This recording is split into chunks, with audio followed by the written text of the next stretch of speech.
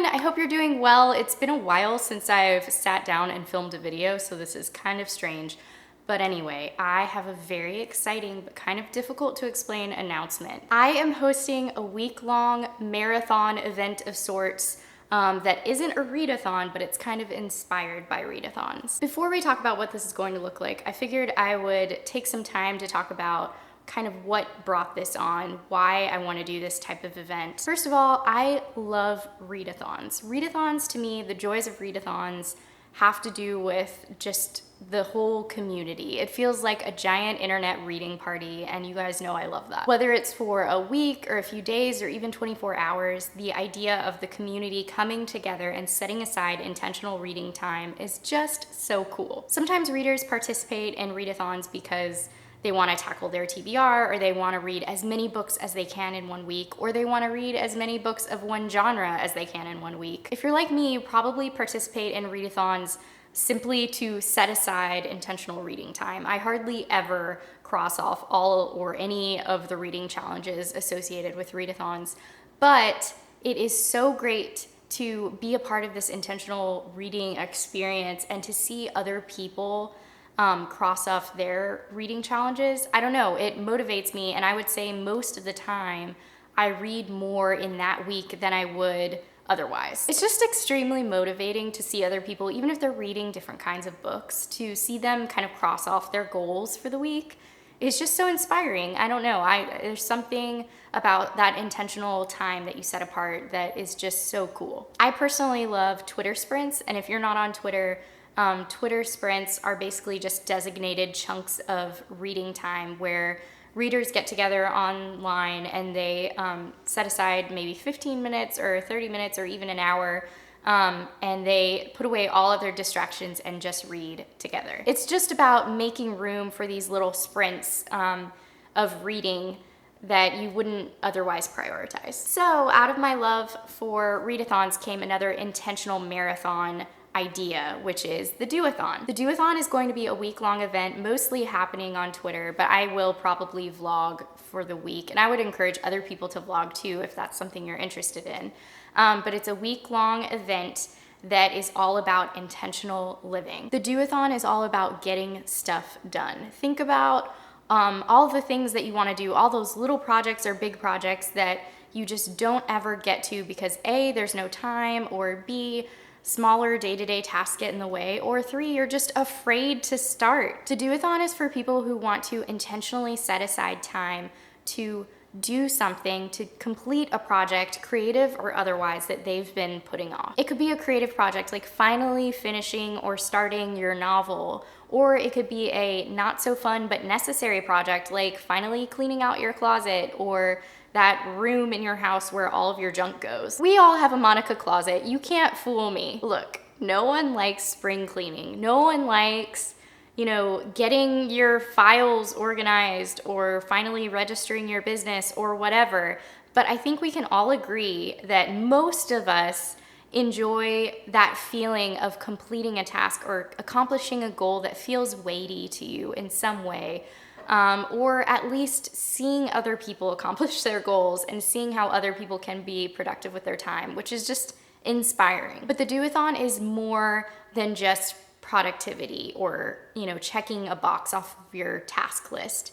The Do-A-Thon is about intentional living. It's about setting aside time for goals that you might not otherwise get to because you're just going through the motions in life. It's about finally volunteering in your community instead of just talking about it for months and months.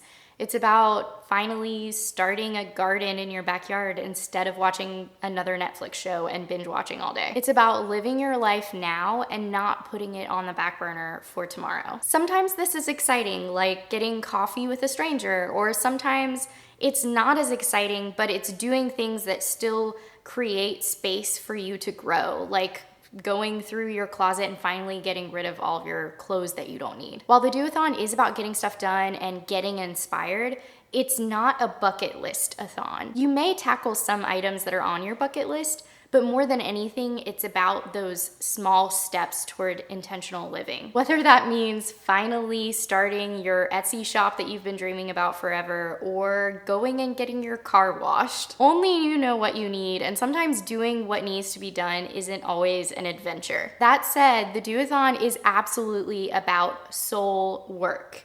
You know, maybe instead of accomplishing a house project, you decide that you want to take a break from social media for a week, or maybe you want to go without makeup for a week, or maybe you want to devote time to friends and family in a very specific and tangible way. The great thing about the Do-A-Thon is that it's broad enough that you can tackle the goals that you want to accomplish while still being inspired by other people who are out there doing the thing. As long as you're actively doing something toward intentional living, you're winning at Do-A-Thon. Now, I did create some guidelines for the Do-A-Thon because I do think some people appreciate having those sort of boundaries. But again, we all have different tasks, dreams, goals, fears to overcome, desires. You know, what might look like intentional living to you will look totally different to someone else. But I do think these loose rules will act more as a guide than anything else. So here are the 5 challenges. Number 1, do one thing that scares you or challenges the story you tell yourself. Number 2, complete a project, creative or otherwise, that you've been putting off. Number 3, do something that involves someone else or is for someone else. Number 4, learn something new. Number 5, do something to foster a calm or welcoming environment in your home or in your heart. That's it. That's the Do-A-Thon. It's pretty broad, not so scary, right? So the Do-A-Thon was going to take place on April 10th. I think it was going to start, but I had to change those dates. I'm actually going to be out of town that week. So that means the Do-A-Thon will now be happening the first week of May. So May 1st through the 7th.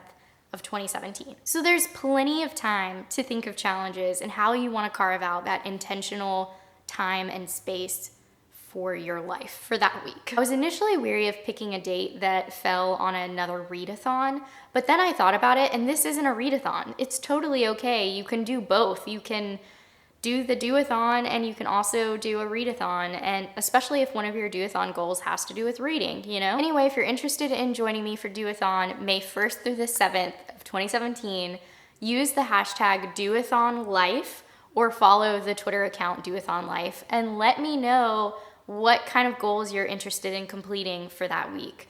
Maybe share some ideas for other people who want to participate but don't really know how to start. I'll leave updates on the Twitter account. And I'll also probably film my specific goals that I want to tackle for that week, probably like a week or 2 weeks before the Do-A-Thon. Kind of like what a TBR video would be for a normal Readathon. So yes, please leave a comment down below. Let me know if you're interested in the Do-A-Thon. If you plan to join me, let me know what you're kind of thinking for intentional goals. And I'm sure I'll talk to you soon. Bye.